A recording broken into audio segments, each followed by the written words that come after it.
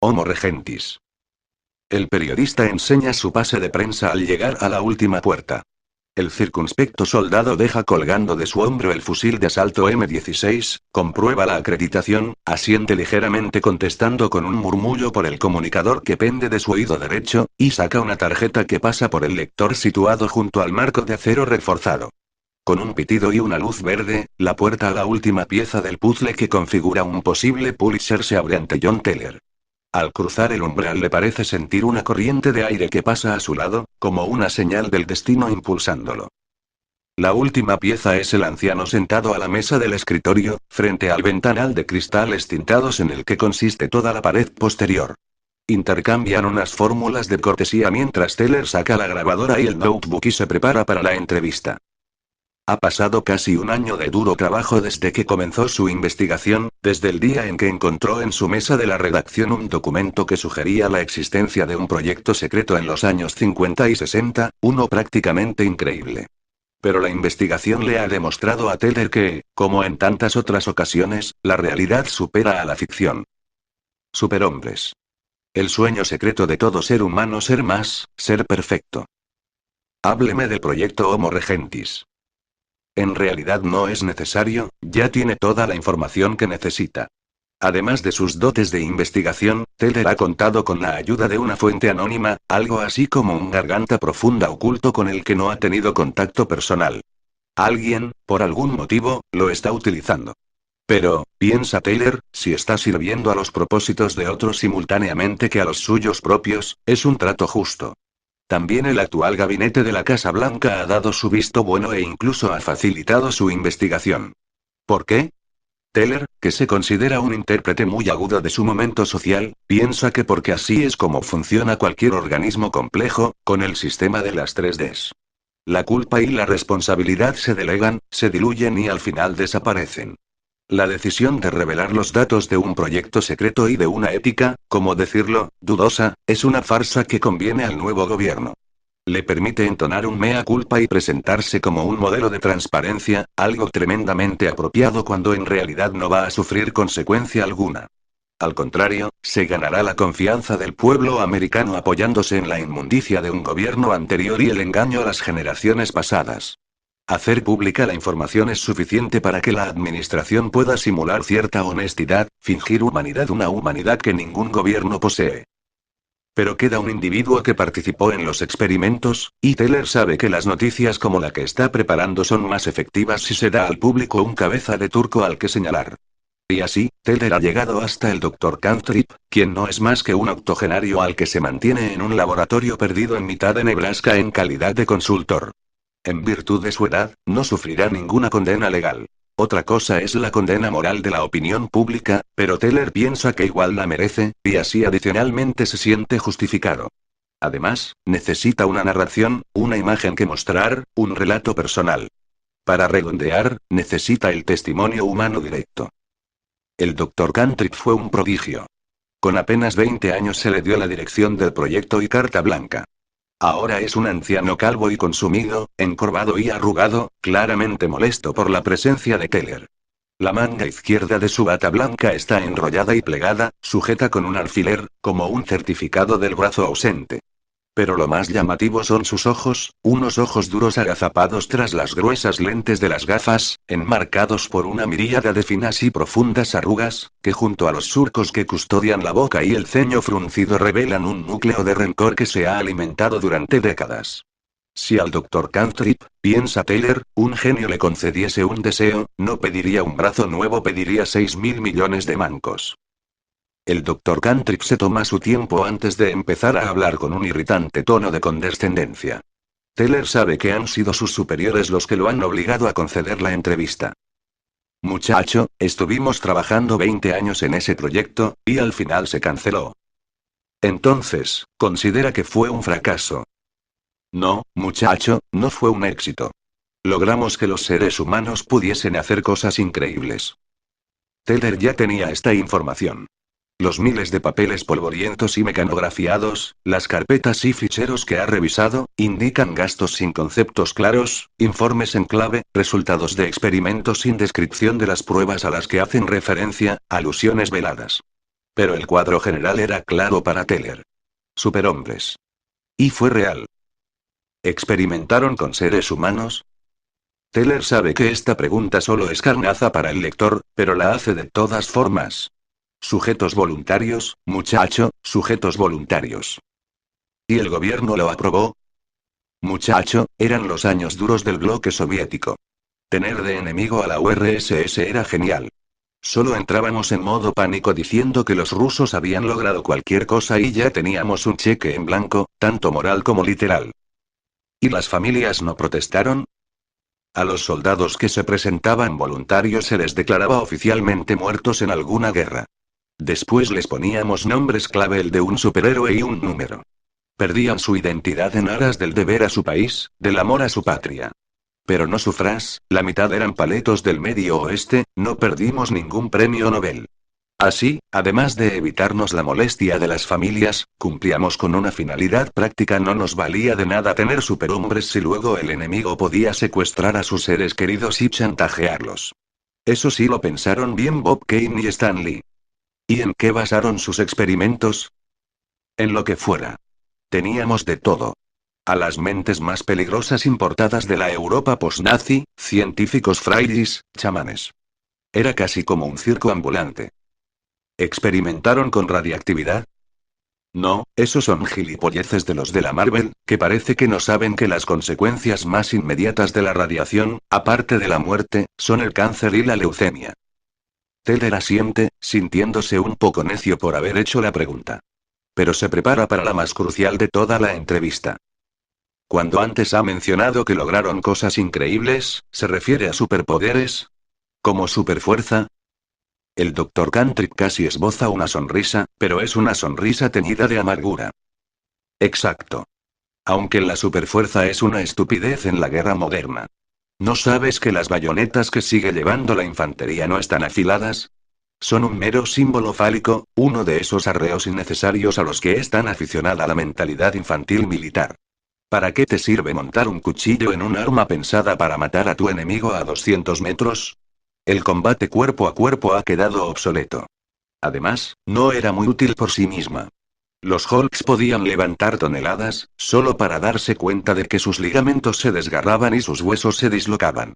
Pero necesitábamos la superfuerza para el proyecto Flash. Modelo teórico de hiperfuncionalidad motriz individual, concretamente, recuerda Teller, el primer informe que le llegó de su misterioso colaborador. Uno de nuestros primeros éxitos. Sí, muchacho, logramos hacer que un hombre pudiese correr a varias veces la velocidad del sonido. Pero el proyecto fue como una prueba de 110 metros vallas, lo que significaba que superar un obstáculo solo suponía enfrentarnos al siguiente.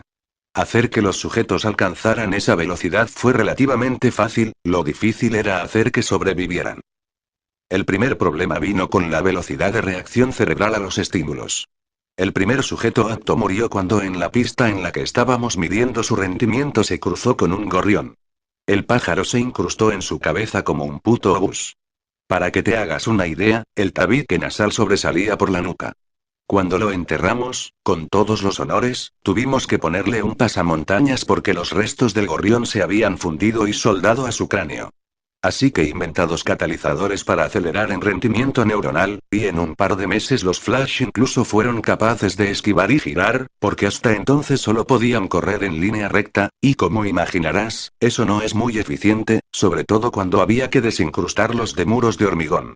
Pero ocurrió que sus sentidos y su percepción funcionaban a tal velocidad que las órdenes había que grabarlas y transmitírselas a mayor velocidad. Mira, vas a escuchar un ejemplo. El Dr. Cantrip se acerca a una de las estanterías y activa un magnetófono que es casi una reliquia del pasado. Suena un pitido agudo, casi en el umbral liminar del oído. Son las órdenes, reproducidas a una velocidad adaptada a los Flash. Teller sonríe. Son esos detalles los que necesita para su artículo, o tal vez para un libro. Continúe, por favor. ¿Y qué ocurrió cuando lograron acelerar su capacidad de reacción? Entonces chocamos con el segundo problema, la fricción. A esas velocidades, el roce con las moléculas de aire los convertía en antorchas vivientes. Así que tuvimos que crear unos trajes que los protegiesen. Como curiosidad, te diré que el material ignífugo que desarrollamos lo emplearon años después los de la NASA para forrar los Apolo. Para eso necesitamos desarrollar la superfuerza como te comentaba antes, para que pudiesen correr con el traje a cuestas. Y entonces llegó el tercer problema, la inercia al detenerse. A más de 25 G, los órganos internos del ser humano se licúan y, literalmente, rezuman por cada poro de su organismo. Eso sin mencionar que los globos oculares se salen de las órbitas y estallan al volver a su sitio y golpear con las cuencas oculares, o que el cerebro choca con el cráneo y sufre lesiones en el lóbulo frontal. Tuvimos que crear inhibidores artificiales de la inercia. Como obra de ingeniería, eso es casi un milagro. Pero lo hicimos. Doblegamos una de las leyes de Newton. Muchacho, no puedes ni comprender la grandeza de lo que hicimos. Entonces, ¿los Flash existen? Una nota de ansiedad tiembla en la voz de Teller. ¿Podría llegar a conocer a alguno de los superhombres? No. Con el consumo de energía que suponía para su metabolismo, su organismo se depredaba un poco más a sí mismo con cada carrera. El ritmo al que envejecían se incrementaba exponencialmente. En apenas 8 meses, hombres de 20 años se volvían seniles o sufrían el catálogo completo de achaques. Pero con tiempo, incluso eso lo podríamos haber superado. Lo que no pudimos comprender nunca fue un comportamiento que se repitió en todos de los casos de éxito. Los que llegaban a viejos sin haber sido devorados por el Alzheimer pero que sabían que no les quedaba mucho se preparaban para una última carrera sin traje y con la mirada perdida en el horizonte, corrían hasta volverse teas ultrasónicas, como si intentaran dejar atrás su conciencia, como si quisieran adelantar a su propia identidad. Y corrían hasta que ardía toda la masa muscular, hasta que al final solo dejaban tras de sí un esqueleto carbonizado. Esa limitación, la irracionalidad de la mente humana en ciertas situaciones, fue la única que no pudimos superar con los Flash, y esa línea de investigación se cerró. Pero hubo más experimentos, ¿verdad? ¿Otras líneas de investigación? Sí, por supuesto. Por ejemplo, los hombres invisibles.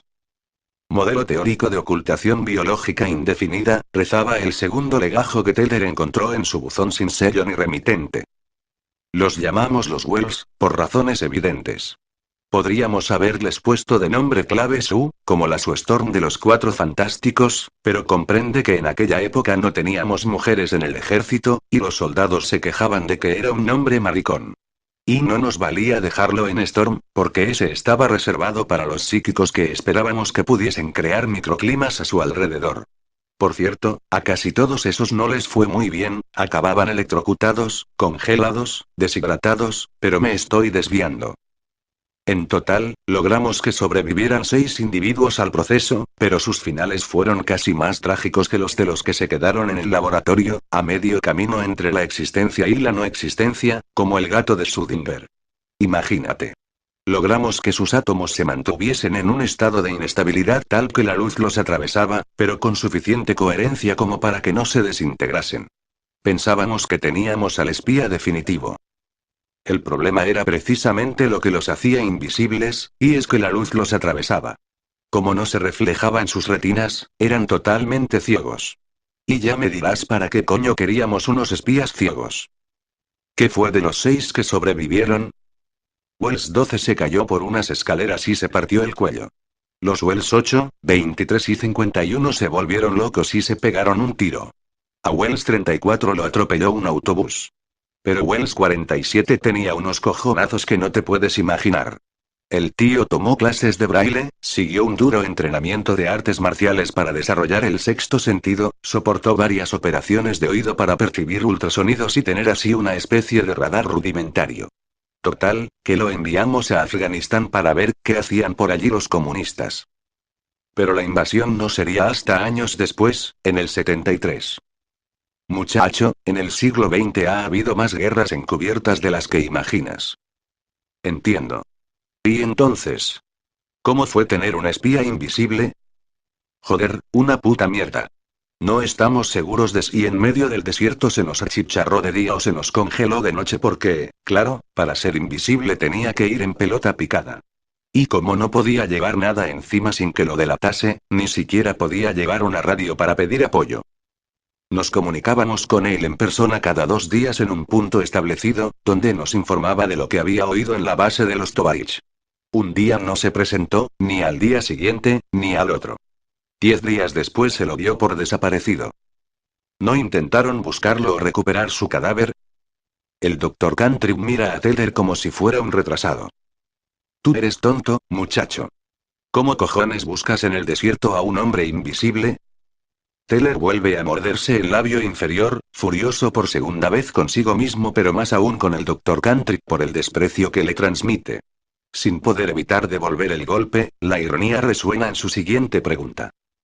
¿Algún otro éxito que desee contarme? Pero el doctor Cantrip parece no captar el tono, concentrado en hablar de algo que nadie quería escuchar desde hace 40 años. Los Xavier. Telépatas capaces de leer la mente, o, dicho con más precisión, capaces de escuchar pensamientos de otros. Modelo teórico de desencriptación mente-mente.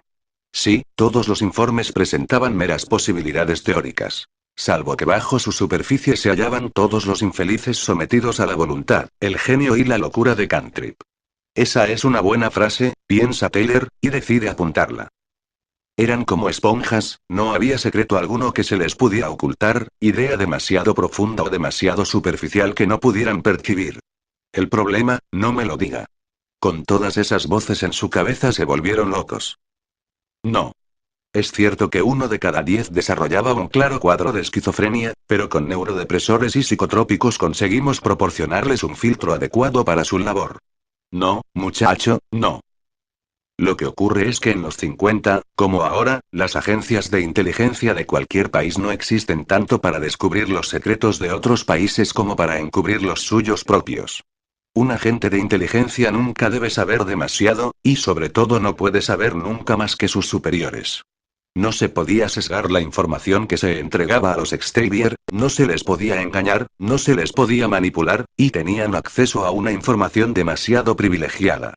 En resumen, logramos el agente de inteligencia definitivo, y por ello también era definitivamente peligroso. Las autoridades militares cancelaron los experimentos. Y no me preguntes qué ocurrió con los Xavier, porque no lo sé. Se hace un silencio en la habitación en el que Teller mira al doctor Cantrip y se da cuenta del error que él y la cúpula militar cometieron hace años. El sueño del superhombre, como tantos otros sueños, al convertirse en realidad se había vuelto ineficaz, un reflejo disfuncional de las esperanzas depositadas en él. Tal vez Cantrip, con toda su genialidad, debería haber pensado que en este mundo el ser humano ya era todo lo perfecto que podía llegar a ser. Un pensamiento reconfortante, a la par que triste. Sí, piensa Teller, es un buen final para el libro. Entonces echa la cabeza hacia atrás y golpea la cara violentamente contra la mesa 1, 2, 3, 4 veces, hasta que suena un hueso que se fractura y se desploma a un lado, con la nariz y los oídos goteando sangre. Hola Cantrip. Ha pasado mucho tiempo. 40 años, nada menos. La voz que llega de ninguna parte hace que Cantrip se ponga en pie y retroceda hasta la pared de cristal. Su cerebro comienza a funcionar con la velocidad vertiginosa que imprime el pánico. Wells. Bob, me llamo Bob. John Teller escucha el grito entre las brumas que parecen empantanar cada vez más su cerebro, la neblina rojiza que empaña su vista. Y en un segundo lo comprende todo. Ahí está, sin estar, su garganta profunda, su informador, al que ha abierto camino hasta su venganza.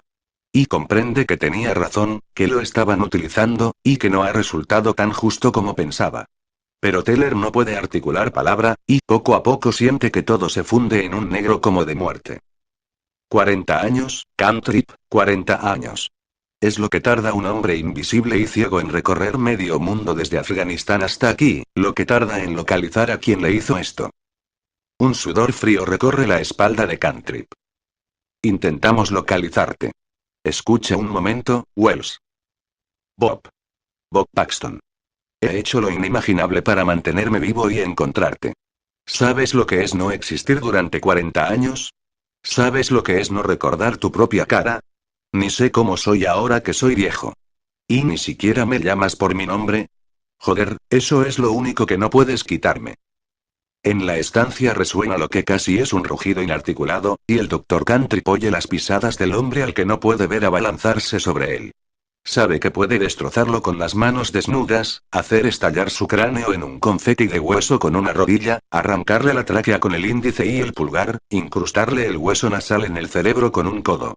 El Dr. Cantrip aprieta los dientes, preparándose para su final a medida que el grito aumenta y casi puede sentir el aliento de su asesino.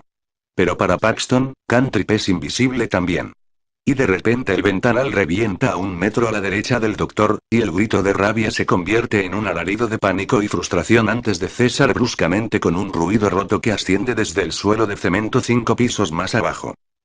Cantrip sale de su parálisis lentamente, se sienta en un sofá de cuero en el momento en el que el soldado de la puerta irrumpe en el cuarto y mira al cuerpo de Teller. Cantrip hace un gesto con la mano y el soldado vuelve al pasillo. De un bote que hay en su mesa saca una pastilla que se coloca debajo de la lengua. Espera a que su respiración se calme, y marca un número de teléfono. Cuando al otro lado descuelgan solo oye un silencio expectante. Se humedece los labios antes de hablar.